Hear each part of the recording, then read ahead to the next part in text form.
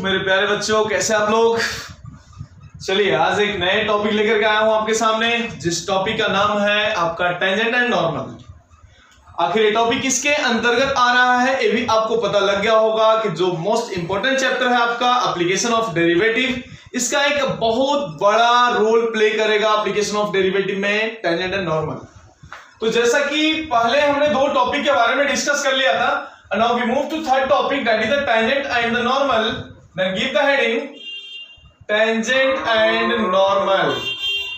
अब एक बात समझना है आपको, टेंजेंट नॉर्मल। हालांकि इसके बारे में आपको बहुत सारी जानकारी आपने कोऑर्डिनेट ज्योमेट्री में लिया था, थोड़ा सा जानकारी में वंस अगेन मैं यहाँ पे रिपीट करूंगा आपके सामने, और रिपीट करके डायरेक्टली आप सवाल पे आना, बहुत ही मजेदार होगा और बहुत ही बेहतरीन तरीके से आप क्वेश्चन को हल कर पाएंगे। तो सबसे पहले हम जानेंगे टेंजेंट क्या होता है और नॉर्मल क्या होता है। तो ये समझाने के लिए मुझे ज्यादा टाइम नहीं लगाना चाहिए। टेंजेंट का मतलब किसी एक पॉइंट पे टच होकर के, वैसा लाइन जो किसी एक पॉइंट पे टच होकर के पास हो रहा हो, उस लाइन को हम टेंजेंट लाइन बोल लेते हैं। अब बट नॉर्मल क्या होगा, जहां पे टच हो रहा है उस पॉइंट से पास होने वाला बट टेंजेंट के परपेंडिकुलर, उसको हम क्या बोलते हैं, नॉर्मल बोलते हैं।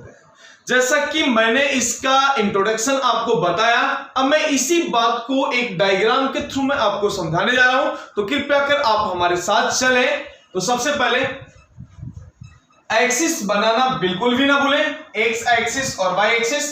जैसा कि मैंने आपको बना दिया, एक कर्व मैंने इस तरह से, कोई भी एक कर्व मैंने एज्यूम कर लिया।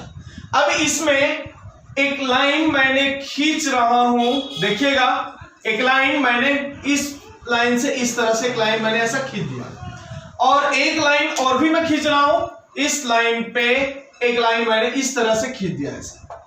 अब आपको एक बात समझ में आएगा, ए लाइन यदि मैं आगे लेके जा रहा हूं, आगे भी जा सकता है, तो मैं पॉइंट को मैंने बोल दिया, इस पॉइंट को पी बोल रहा हूं। और एक क्या है आपका, एनी कर्व की बात कर रहा हूं, कोई भी कर्व है, लेट अस एज्यूम कि कर्व कौन सा भी हो सकता है, तो मैंने इसको बोल दिया एक कर्व है आपका, कर्व जो y is equal to F of X का इक्वेशन कंटेन करेगा, वो मैंने आपको लिख के दे दिया। अब इसमें से आप मुझे बताइए कि टेंजेंट का लाइन कौन सा होगा और नॉर्मल का लाइन कौन सा होगा। तो सो सिंपल ना, ये लाइन जो टच होके निकल रहा है, इस लाइन को हम बोलेंगे टेंजेंट लाइन। तो आप लगे तो वहां पे लिखना बिल्कुल भी ना भूलें। और ए क्या है आपका, नॉर्मल है, इसमें परपेंडिकुलर है, तो ए आप इसको दे देना, लिख देना नॉर्मल, नॉर्मल। और ए है आपका टेंजेंट, जिसको आप लिखना बिल्कुल भी ना भूलें। दिस इज द लाइन, जो भी है आपका, ये लाइन है आपका टेंजेंट का, टेंजेंट का। अब एक बात समझना है, कुछ एंगल भी होगा इसके साथ में, जो एक्स एक्सिस के साथ में जो एंगल बना रहा होगा एंटी क्लॉकवाइज डायरेक्शन में, ए एंगल को मैंने मान लिया थीटा, और जिस थीटा को हम शुरू से टिल नाउ बोलते आए हैं इंक्लाइनेशन। तो आप यहां पे लिखना जरूरी है, लिखना भूलना बिल्कुल भी नहीं। आप इंक्लाइनेशन को क्या लिखोगे, थीटा लिखोगे। तो इंक्लाइनेशन, इंक्लाइनेशन क्या हो गया, थीटा हो गया। और जब इंक्लाइनेशन थीटा हुआ, तब जाके आप इसको बता सकते हो क्या होगा। तो फिर स्लोप क्या होगा, स्लोप आपके सामने निकल जाएंगे, tan थीटा। जब इंक्लाइनेशन थीटा है तो स्लोप भी आप लिख सकते हैं tan थीटा। अब एक बात समझना है आपको, स्लोप के बारे में मैं आपको बताना चाहूंगा, समझिए सबसे पहले। अब यहां से दो, अभी चलो ठीक है, पहले मैं पॉइंट पी के कोऑर्डिनेट चाहूं तो मैं एज्यूम कर लेता हूं। लेट अस एज्यूम की पॉइंट x1, y1 मैंने एज्यूम कर लिया पॉइंट पी के कोऑर्डिनेट। तो अब मुझे यहां से स्लोप के रिगार्डिंग यदि बात करना है, तो स्लोप में हमें दो तरह के स्लोप हमें निकालना होगा, एक तो आपका टेंजेंट के लिए और एक आपका नॉर्मल के लिए। तो सबसे पहले मैं दोनों स्लोप को यहां से एक एक करके बताऊंगा। स्लोप को जनरली tan थीटा भी बोलते हैं, और कहीं कहीं आप इसको देखोगे कि dy अपॉन dx भी बोला जाता है, तो आपको घबराने की कोई जरूरत नहीं है। तो मैं स्लोप ऑफ टेंजेंट की बात कर रहा हूं, तो मैं सबसे पहले लिख रहा हूं नंबर 1, आप एक ट्री डायग्राम इस तरह से बना के लिखते जाए। Number 1, slope of the tangent, slope of tangent. अब एक बात समझिए, यानी स्लोप ऑफ टेंजेंट जब निकालना है, यानी dy upon that is equal to, ये क्या बनेगा, dy अपॉन dx बनेगा, बट कहां पे, at the point P x1, y1, A होगा स्लोप ऑफ टेंजेंट, जो कि मैंने यहां से लिख दिया। अब स्लोप ऑफ नॉर्मल की बात मैं करूं तो बहुत सरल बात है, क्या होगा स्लोप ऑफ नॉर्मल, इसमें तो होगा देखना स्लोप ऑफ नॉर्मल। अब जैसा कि आप एक बात जानते हैं कि टेंजेंट और नॉर्मल, जैसा कि डायग्राम में आपको ये दिख रहा है कि दोनों एक दूसरे का परपेंडिकुलर होता है, और दो परपेंडिकुलर लाइन के स्लोप का प्रोडक्ट, जैसा कि आप स्ट्रेट लाइन में बात सीख चुके हो कि ऑलवेज से दोनों का प्रोडक्ट क्या होगा, -1, यानी m1 इंटू m2 क्या होगा, -1।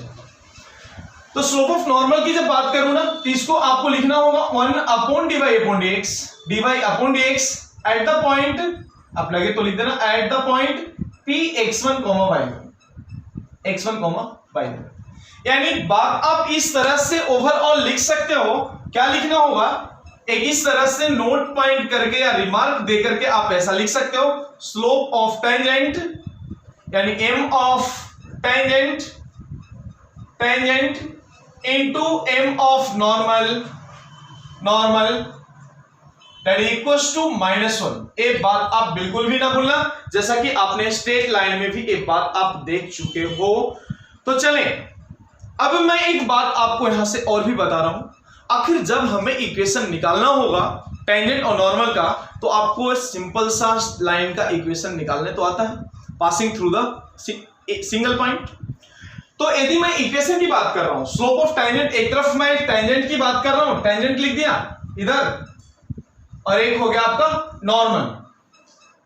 तो बेटा एक बात अब समझना, नंबर 1 था इसके लिए, अब नंबर 2 की बात कर रहा हूं मैं, देखिएगा second number, equation of tangent की बात कर रहा हूं, इक्वेशन ऑफ टेंजेंट की बात कर रहा हूं, क्या होगा बोलिए ना, तो y minus y1 that equals to slope, slope का मतलब क्या होगा, dy/dx, बोलिए कहां पे, एट x1 y1 दे दिया मैंने, इनटू x माइनस x1, ये हो जाएगा आपका इक्वेशन ऑफ टेंजेंट। और एक बात आप एक बार नहीं, कम से कम तो 1000 बार आपने पढ़ा होगा और 1000 बार आपने यूज भी किया होगा, क्योंकि मैंने बहुत सारे एग्जांपल कोऑर्डिनेट ज्योमेट्री पे हमने कराया। अब मैं यहां पे यदि नॉर्मल की बात करूं, जैसा कि ये नॉर्मल के लिए पहला पॉइंट था, अब मैं सेकंड पॉइंट कर रहा हूं, इक्वेशन ऑफ नॉर्मल की बात कर रहा हूं, तो क्या होगा इक्वेशन ऑफ नॉर्मल, तो थोड़ा सा बताया जाए वंस अगेन वही बात, y minus y1 that equals to m का मतलब कितना हो गया, 1/dy/dx, dx at the point कितना, x1 y1, eight the point x1 y1 into कितना बेटा बताएं आप, इनटू x माइनस x1। ये है आपका टेंजेंट और नॉर्मल का इक्वेशन, जो कि आपको एज ए फॉर्मूले की तरह इसको यूज करना है और बहुत ही सावधानी से सोल्व करना है, क्योंकि सवाल में कोई दम होता नहीं है, बहुत ही बेहतरीन तरीके से सोल्व करना है। बातें आपको अच्छे तरीके से आता है, हालांकि मैंने आपको कोऑर्डिनेट ज्योमेट्री में बहुत ही डिटेल में आपको मैंने बताया हूं। यदि आप कोऑर्डिनेट ज्योमेट्री के थोड़ा सा भी बातें आपको पता होगा ना, तो आप आज फिर से वही जोश और होश के साथ में वंस अगेन आप आगे बढ़ोगे। तो चले, मैं कुछ सवाल देना चाह रहा हूं आपको निकालने के लिए, तो कुछ सवाल लिख लेना। फाइंड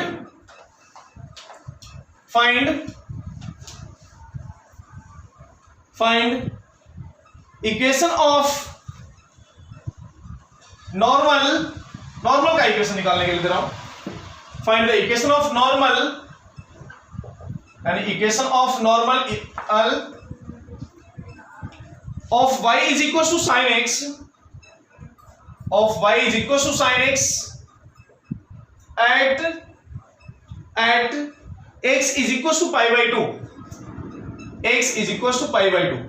देखना सवाल में कैसे अप्रोच लगाएंगे, कोई दम नहीं, बिना दम वाले सवाल आप खुद से भी कर सकते हैं। तो चलें ठीक है, मैं करके दे देता हूं, चलिए ऑफर है आपके लिए। तो सबसे पहले मैं तो पॉइंट निकालूंगा जब x का वैल्यू π/2 रहेगा, तभी आप पहले यहां पे आप बता दो ना यार, वो पॉइंट p कैसे कैलकुलेट करेंगे।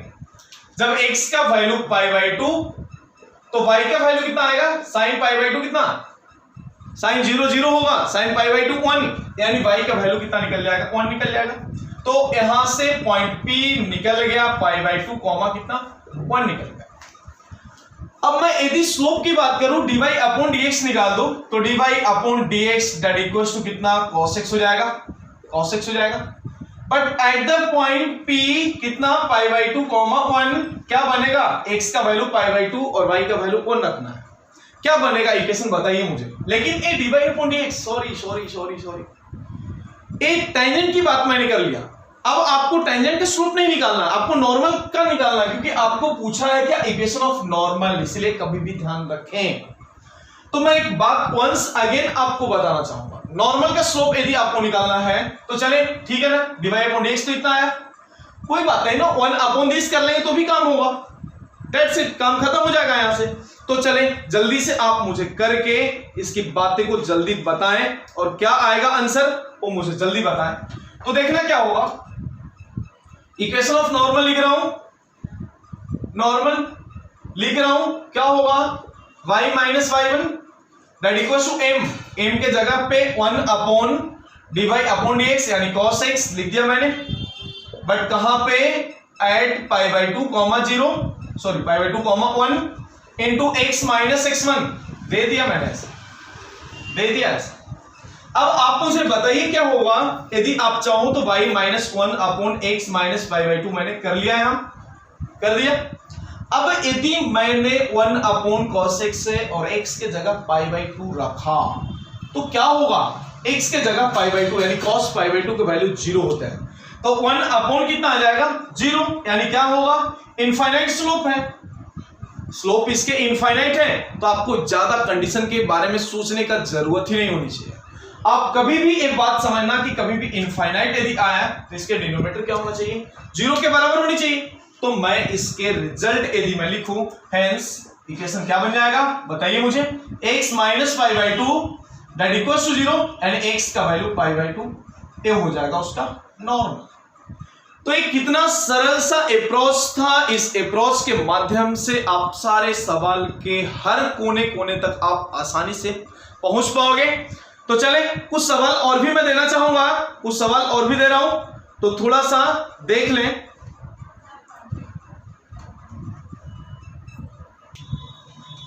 तो चलिए इस तरह के एग्जाम्पल, इस तरह के कंसेप्ट वाइज जो एग्जाम्पल्स होंगे वो और भी यदि आप करना चाहते हैं तो और भी कराएंगे, लेकिन आपके पास असाइनमेंट ऑलरेडी पड़ा हुआ है, आप असाइनमेंट के ही क्वेश्चंस आप लगा लें, बहुत ही आसान होगा आपके लिए और अपना समय भी बचेगा।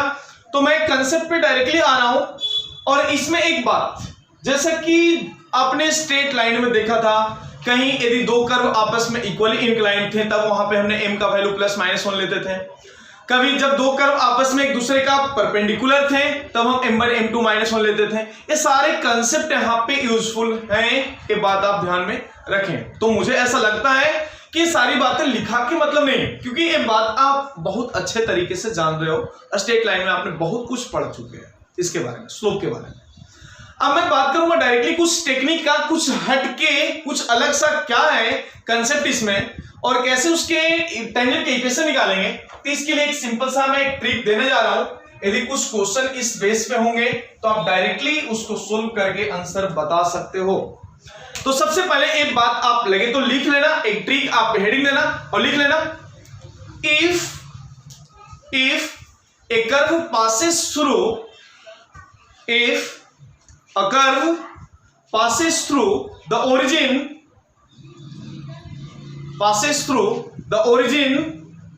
then the equation of tangent is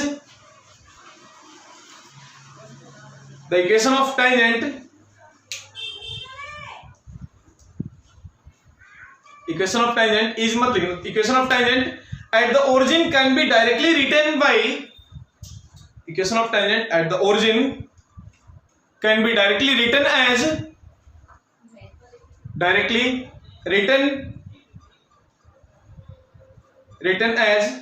equating the lowest degree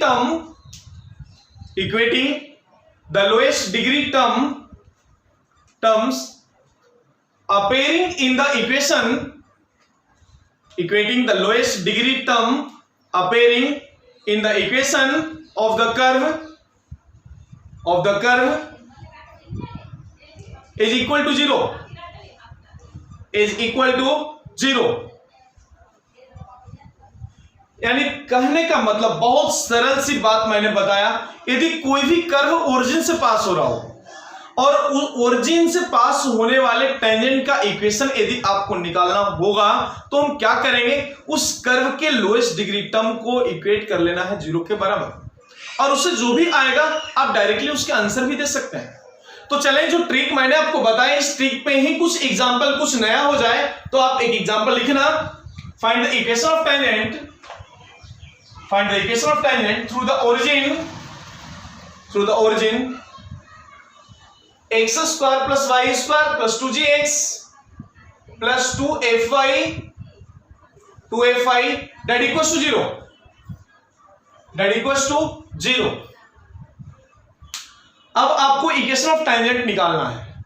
अब इक्वेशन ऑफ टेंजेंट जब निकालना है, पासिंग थ्रू ओरिजिन है, तो आप यदि आपको कंसेप्ट यूज करेंगे y minus y1 that equals to m into x minus x1, तो भी कोई बड़ी बात नहीं।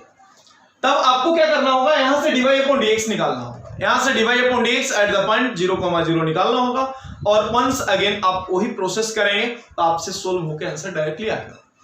लेकिन यदि हम एक टेक्निक को यूज करते हैं, ट्रिक को यूज करते हैं, तो कैसे सवाल आसान होंगे ये बात आपको सीखना आज हमसे।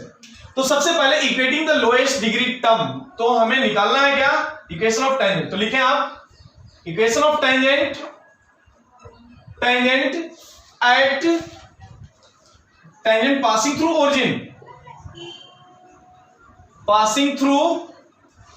ओरिजिन, क्या होगा बेटा बोलिए, equating the lowest degree term को इक्वेट करना है किसके बराबर, बोलिए ना, 0 के बराबर। तो लोएस्ट डिग्री टर्म आपको दोनों दिख रहा है, x और y वाला, यानी 2gx plus 2fy that equals to कितना, 0 कर लिया मैंने।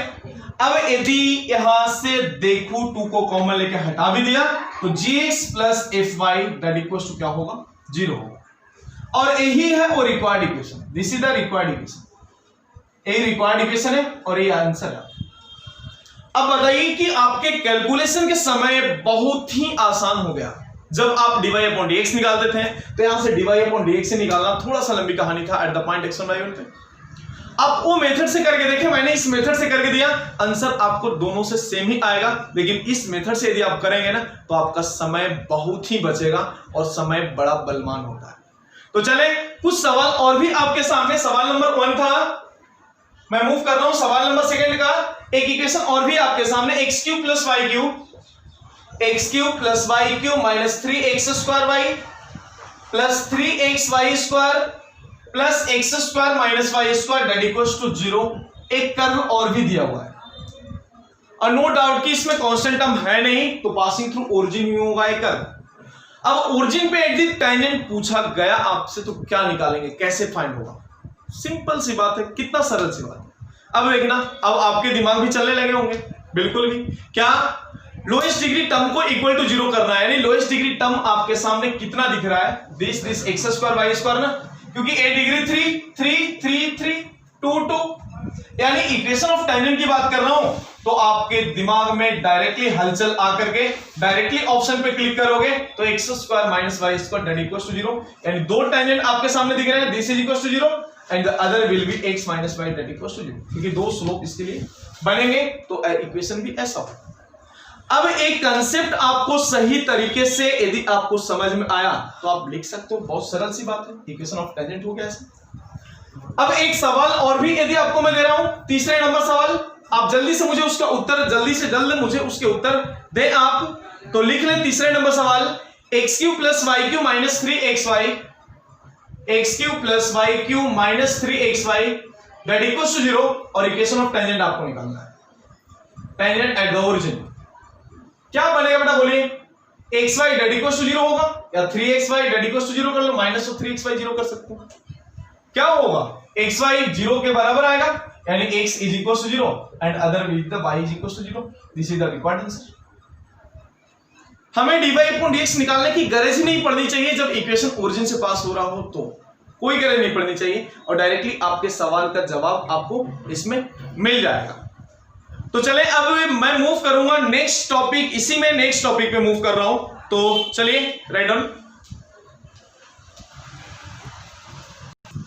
तो चलिए अभी एक हेडिंग आप दीजिएगा, length of tangent, length of tangent. लेकिन एक काम पहले इसका थर्ड नंबर में थोड़ा सा करेक्शन है, ये वाई स्क्वायर नहीं वाई क्यूब है, बराबर है। उसके बाद आप एक हेडिंग दीजिए अभी, लेंथ ऑफ टेंजेंट कॉमा सब tangent, length of tangent comma सब टेंजेंट।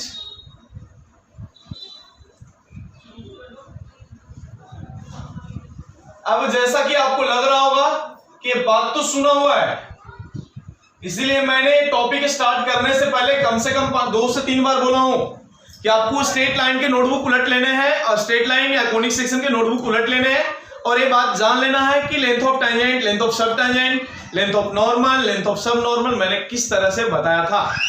तो ये लेंथ ऑफ टेंजेंट हो गया, सब टेंजेंट हो गया, नॉर्मल, नॉर्मल एंड सब नॉर्मल। आज हमें इस चारों पॉइंट पे वंस अगेन मुझे डिस्कस करना है। तो मुझे ऐसा लग रहा है कि आपको प्रूफ करके सारी चीजें दिया हुआ है, एक्सप्लेन करके दिया हुआ है। मैं वंस अगेन मैं एक्सप्लेन ना करने के मैं डायरेक्टली यदि इसके कर्व पे आऊं और डायरेक्टली सारी बातें मैं आपको बता दूं तो बहुत बेहतर होगा, आई थिंक सो। और आपका समय भी बचेगा। यदि आपको प्रूफ चाहिए, बाकी सारी चीज चाहिए, तो स्ट्रेट लाइन का नोटबुक आप, स्ट्रेट लाइन या कोनिक सेक्शन का नोटबुक आप पलट लेना, जैसा कि मैंने आपको पैराबोला में भी बताया था ये बातें, तो ये बात आपको याद होगा। तो चले लिखते जाए हमारे साथ। चलिए मेरे प्यारे बच्चों, जैसा कि हमने पहले आपको बता रखा था, वंस अगेन मैंने सारी बातें आपको मैंने स्क्रीन पे दिखा रहा हूं कि लेंथ ऑफ टेंजेंट निकालना होगा, सब टेंजेंट, नॉर्मल और सब नॉर्मल। कैसे निकालते हैं आप याद करें कि एक कर्व हमने बना रखे थे, इस तरह से एक कर्व बनाया मैंने और वहां से हमने क्या क्या कारनामे किए हैं उसको मैं एक बार एक्सप्लेन कर देता हूं, वंस अगेन ब्रीफली एक्सप्लेन कर देता हूं। जिसने अपना ट्रांजिस्टर लेट खोला होगा, जिसके पास हमारा नोट्स मिल नहीं रहा होगा, वो वंस अगेन ध्यान से देख लें। तो सबसे पहले मैं एक कर्व ले लिया y = f of x, tangent जैसा कि मैंने आपको बता दिया कि किसी एक पॉइंट पे टच हो रहा है, पॉइंट P पे, उसको टेंजेंट बोल लिया, उसके परपेंडिकुलर लाइन हो गया है नॉर्मल। अब एक बात समझना कि इस पॉइंट से और जहां इस पॉइंट से मैंने पॉइंट P से एक perpendicular line on the x axis ले लिया, इसको मैंने S मान लिया। अब यहां से लेकर के नॉर्मल वाला लाइन x एक्सिस को जहां कट कर रहा है उसको हम बोलते हैं सब नॉर्मल, और इस पॉइंट से टेंजेंट वाला लाइन जहां पे x एक्सिस को कट कर रहा है उसको हम बोलते हैं सब टेंजेंट। तो आखिर टेंजेंट और नॉर्मल क्या होगा, लेंथ, ये सारा क्या है, लेंथ है। तो टेंजेंट की बात जब मैं करूं तो P से लेकर के T का डिस्टेंस जो भी होगा उसको हम क्या बोलेंगे, टेंजेंट बोलेंगे। और P से लेकर के N का डिस्टेंस जो भी होगा, जिसको मैंने ऑलरेडी यहाँ पे हमने नोटेशन, इसको मैंने यहाँ पे लिख दिया हूं, क्या है इसका नोटेशन समझ लेना। अब एक बात समझना, सबसे पहले समझना, ये सारी चीजें मैंने लिख दिया। अब यहाँ पे आपके सामने 2 ट्रायंगल है, 2 ट्रायंगल में कभी एक बार हमने tan थीटा लिया और एक बार हमने sin थीटा लिया। जैसा कि मैंने आपको कोऑर्डिनेट ज्योमेट्री में बताया था, एक तरफ साई एंगल एज्यूम किया था तो दूसरा 90 माइनस साइन बन रहे थे, वो ऐसा ही यहाँ पे एक थीटा लेना होगा तो दूसरा 90 माइनस थीटा, डेट तक जो भी बनेगा आपका, साइन का एक कॉस में बनेगा और एक tan का कॉट में बनेगा। तो ये सारी जानकारी मैंने इसमें आपको लिख के रख दिया। अब एक बात समझना, पहले वाला यदि tan थीटा y1 और ht, y1 और ht कहां दिख रहा है, y1 यहाँ पे, ht यहाँ पे, तो नो डाउट कि ट्रायंगल कौन सा होगा, PTS। तो इसके लिए ट्रायंगल कौन सा है, देखिए ना, ट्रायंगल कितना, PTS की बात कर रहे हैं। और PTS ट्रायंगल में यदि मैंने थीटा लिया तो क्या होगा, tan थीटा की बात मैं करूं तो क्या होगा, बोलिए ना, P/B यानी y1 अपॉन क्या होगा, ht होगा। तो ऐसा ही लिख दिया मैंने। तो ये सारी जानकारी मैंने इसके अलावा मैंने आपको दे दिए हैं, हालांकि ये ऑलरेडी पढ़ाया हुआ था, जिसको मैंने शॉर्ट फॉर्म में यहाँ पे आपको लिख के दिया। और इतना ही नहीं, ये फॉर्म यदि ऐसा आया तो लेंथ ऑफ सब टेंजेंट का मतलब कितना, y1 अपॉन m, और m बोले तो क्या, dy upon dx at the point x1 y1, या तो आप बता सकते हैं that is the tan theta, M की बातें आप बहुत पुरानी बातें एम की आप इसमें रख के आप लेंथ ऑफ टेंजेंट, सब टेंजेंट, नॉर्मल, सब नॉर्मल, क्योंकि मैंने थीटा के रिस्पेक्ट में भी लिखा है और एम के रिस्पेक्ट में भी लिखा है। आपको जो अच्छा लगे, जैसा सवाल में पूछा गया हो उसके अकॉर्डिंग आप इसके जवाब आप आसानी से दे सकते हैं। तो ये इतने सारे सवाल, इतने सारे कंसेप्ट, यानी 1 2 3 4 बातें आपको ध्यान में रखना ही होगा। तो चले अपन इसी बेस पे कुछ एक आधा सवाल अपन करने जा रहे हैं। तो राइट डाउन एक एग्जांपल आप लिख लें। चले, तो जैसा कि मैं एग्जांपल की बात कर रहा था, एग्जांपल के लिए मैंने एक एग्जांपल यहां लिख रखा हूं। Find the length of tangent for y is equal to this curve दिया हुआ है at x is equal to 0। अब आप मुझे बताइए at x is equal to 0 की बात कर रहा हूं, तो P पॉइंट यदि मुझे निकालना होगा तो x 0 रखा तो y कितना आएगा बेटा, बोलिए x 0 तो y कितना -1, यानी पॉइंट P तो हमें निकल के आ गया। अब एक बात आपको समझना है कि आपको लेंथ ऑफ टेंजेंट निकालना है, कर्व कैसा भी हो। आपको सबसे पहले मैं dy अपॉन dx निकाल रहा हूं, जहां से tan थीटा निकल जाएगा। तो dy अपॉन dx कितना आएगा बेटा, बोलिए 3x², आगे बोलिए प्लस 6x प्लस 4, ऐसा बन जाएगा। और बताइए जब एट कहां पे, एट 0, -1 की बात करूं तो अब यहां से dy अपॉन dx यानी m का वैल्यू कितना आ रहा है, m बोलिए tan थीटा बोलिए, तो 0 यदि मैंने सब्स्टिट्यूट किया तो 4 निकल रहा है। अब यदि आप थीटा के रिस्पेक्ट से सोल्व करना चाहोगे तो लेंथ ऑफ टेंजेंट की जब बात मैं करूं तो लेंथ ऑफ टेंजेंट कितना आ जाएगा, लेंथ ऑफ टेंजेंट अभी मैंने आपको फॉर्मूलेट लिख के दिया हूं। लेंथ ऑफ टेंजेंट यदि आप लिखोगे तो y1 इंटू कितना हो जाएगा, कोसेक थीटा। यदि आप थीटा के रिस्पेक्ट में लिखोगे तो ऐसा, और यदि आप स्लोप के रिस्पेक्ट में लिखोगे तो that is the y1 into under root of 1 plus 1 upon कितना m², और m का वैल्यू कितना है 4। तो बेटा बोलिए मॉड देना है क्योंकि लेंथ है ना, नेगेटिव नहीं होगा। तो y1 का वैल्यू कितना है -1, तो मैंने -1 यहां पे दे दिया। इसको भी इंडिकेट कर लेना, x1 y1 है, that is equivalent to x1 y1। अब एक बात समझना, यहां पे -1 तो होगा, under root of 1 plus 1 upon m² यानी 4² 16 और 1 17 हो जाएगा। अब बताइए अंडर रूट में है तो अंडर रूट ऑफ 17 अपॉन कितना होना चाहिए, 4 होना चाहिए। पॉजिटिव लेना है क्योंकि मॉड में है, ए होगा उसका आंसर। अब ये तो आप इस तरह से आंसर तो निकाल लेंगे, लेकिन आपके दिख रहा होगा आपके इस स्क्रीन पे कुछ सर लिखे हैं टू रिमेंबर, यानी जहां पे कहीं कोई नहीं हो तो वहां पे ट्रिक्स हमारा जरूर से जरूर कहीं ना कहीं ये आपके लिए हेल्पफुल और आपके लिए बहुत बड़ा कामयाबी लेके आएगा। ये ट्रिक्स यदि आपको याद रहे तो बहुत सिंपल है याद रखना। जैसा देखना कर्व इस तरह से अभी आपने बनाया एक्स एक्सिस वाई एक्सिस का, सिंपल वे बनाया। मैंने बस आपको याद रखने के लिए एक बात बोला, बस कोको फैमिली बराबर है। इस फैमिली का नाम क्या है, टेंजेंट वाला फैमिली जो है ना, इस फैमिली का नाम है coco family. Coco, coco means what कि सबसे पहले यहां से देखना कोसेक यूज हो रहा है तो इसका को ले लिया और यहां पे कॉट यूज हो रहा है। अब आपको एक बात पता है कि यहां से यहां की बात करूं तो ये हो गया टेंजेंट और ये बात हो गया क्या, सब टेंजेंट, तो बराबर है ना। अब आपको एक बात ध्यान रखा, यदि टेंजेंट और सब टेंजेंट की बात यदि कोई पूछा तो आपके दिमाग में आएगा कोको, यानी या तो कॉट होगा नहीं तो कोसेक होगा। कॉट का होगा नीचे और कोसेक का होगा बिल्कुल ऐसा, वही बात तो मैंने याद रखने के लिए आपको बोला। बस कोको फैमिली यदि आप बोलोगे तो टेंजेंट की सारी जानकारी आपके कवर हो जाएगी, तो ये भूलने की कोई बात ही नहीं। तो ये ट्रिक भूलना बिल्कुल भी नहीं बेटा, बस आपके ध्यान में आ जाना चाहिए कि आज जो मैं बात किया हूं इस बात में बहुत बड़ा दम लगा है ये बात और ट्रिक को डेवलप करने के लिए कि कोको फैमिली और कोको फैमिली यदि याद हुआ तो टेंजेंट और सब टेंजेंट सारे आपके रहमो कदम पे चलेगा। और जैसा कि मैंने इस तरह के कुछ एग्जांपल्स आपको और भी दिया हूं, आपके असाइनमेंट में है, आपके मॉडल में है, आप उसको ट्राई करिए, सोल्व करिए। और मूव कर रहा हूं मैं अगले नेक्स्ट कंसेप्ट पे। एक और भी कंसेप्ट टेंजेंट के रिलेटेड बचा हुआ है, now we move to next. चलिए, तो इस टॉपिक में जैसा कि angle of intersection between two curve, इसके बारे में भी मैंने आपको पहले बता रखा हूं। वंस अगेन इस चैप्टर में आपको देखना है तो मैंने दो कर्व यहां पे ले रखा हूं, एक कर्व C1 और एक कर्व C2।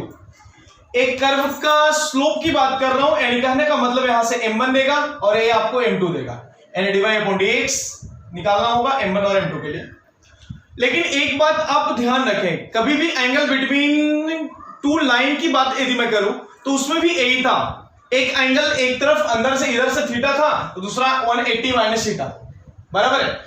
यदि आप थीटा लोगे तो कभी पॉजिटिव आएगा, 180 माइनस थीटा लोगे तो हो सकता है वो नेगेटिव आएगा, जिसके वजह से दोनों को कंबाइन करेंगे तो एंगल बिटवीन कर्व वाला जो फॉर्मूला इस तरह से आपके सामने बन के तैयार हो जाता है, जिसका यूज आप स्ट्रेट लाइन में बहुत बार कर चुके हैं।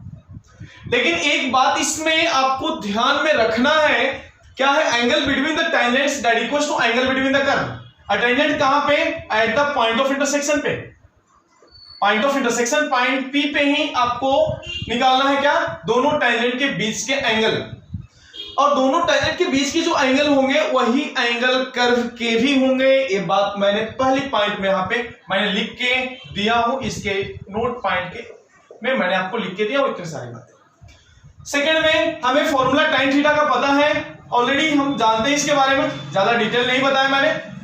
और m1 कैसे निकालते हैं, m2 कैसे निकालते हैं, ये दोनों बातें भी मैंने आपको लिखा है यहाँ पे। नेक्स्ट बात, तीसरा कि एक एंगल थीटा है तो दूसरा 180 माइनस थीटा यानी पाई माइनस थीटा लेके उसको मोड़ देके आप लिख सकते हो, एंगल tan में लगा सकते हो। अब एक बात, यदि सपोर्ट दैट कि आपको कोई सवाल गिवन है और उस सवाल के थ्रू यदि आपको पहुंचना है और एंगल यदि आपको कैलकुलेट करना है तो मैं उसके लिए भी कुछ स्टेप्स यहां पे लिख रखा हूं। पहला, find point of intersection, POI का मतलब पॉइंट ऑफ इंटरसेक्शन फाइंड करना होगा दोनों कर्व को सोल्व करके, बराबर है। पॉइंट ऑफ इंटरसेक्शन निकल जाएगा तब जाके उस पॉइंट ऑफ इंटरसेक्शन से m1 और m2 हम निकाल सकते हैं वही पॉइंट ऑफ इंटरसेक्शन पे, और जब m1 m2 निकल जाएगा तो tan थीटा का फॉर्मूला यूज कर लेंगे, बराबर है। यूज द फॉर्मूला, यानी कहने का मतलब कि 3 स्टेप में क्वेश्चन तो सोल्व हो जाएंगे, बहुत बेहतरीन तरीके से सवाल सोल्व हो जाएंगे। लेकिन कभी कभी एक बात आपको ध्यान रखना, सपोर्ट दैट कि कभी दो कर्व इतना गंदा दिया हुआ, इतना बेकार दिया हो रहा है जिसका पॉइंट ऑफ इंटरसेक्शन सोल्व करना मुश्किल ही नहीं नामुमकिन हो, तो थोड़ा सा एक कब यूज करेंगे, ये मैं लिख देता हूं, जब बेकार का कोई कर्व दिया रहे तो ये आप लिखे वहां पे, जब बेकार का मतलब समझना बहुत बड़ा है या कुछ लेंदी, ऐसा टेढ़ा फेड़ा जो भी मान लो आप, टेढ़े मेढ़े, हाँ, जब बेकार का कर्व रहे तो बराबर है। जब कभी भी बेकार के दोनों कर्व यदि दिए हुए हैं और हमें उसके पॉइंट ऑफ इंटरसेक्शन सोल्व करने में यदि समय ज्यादा लगता हो तो हमें क्या करना चाहिए, if finding the point of intersection is being difficult then try m1 into m2 minus 1। तो ज्यादातर सवाल में m1 m2 minus 1 हो जाते हैं, और m1 m2 जब -1 हो जाते हैं तो आप ये बात समझिए कि डायरेक्टली उसके एंगल कितना होते हैं, 90 डिग्री। तो यही ओवरऑल कंसेप्ट, इस टॉपिक के रिलेटेड सारे कंसेप्ट मैंने टिल नाउ डिस्कस कर लिए। इसको आप अच्छे तरीके से लिख लें, आप स्क्रीनशॉट लेकर के इसको अच्छे तरीके से लिखें, और कोई भी डिफिकल्टी आए तो वंस अगेन आप हमें पूछ सकते हैं। और जितने सारे असाइनमेंट में क्वेश्चंस हैं टेंजेंट और नॉर्मल के रिलेटेड, टेंजेंट नॉर्मल के रिलेटेड सारे क्वेश्चन आप असाइनमेंट के सोल्व करें। तो बस आज के में इस वीडियो लेक्चर में बस इतना ही, फिर नेक्स्ट टॉपिक आप इंतजार करें अगले वीडियो के लिए। जब तक के लिए thank you, bye bye to all.